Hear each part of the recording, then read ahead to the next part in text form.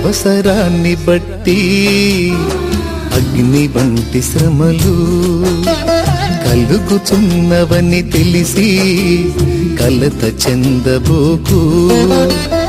అవసరాన్ని బట్టి అగ్ని వంటి శ్రమలు కలుగుతున్నవని తెలిసి కలత చెందబోకు.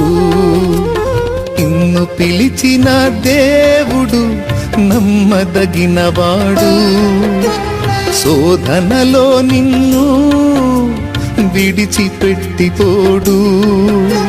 కంటి పాపల తోడుండి నిన్ను కాచుకుంటాడు, కన్న తండ్రిల తోడుండి నిన్ను ఆదుకుంటాడు. నమ్ము నేస్తమా, ఇది సత్యం.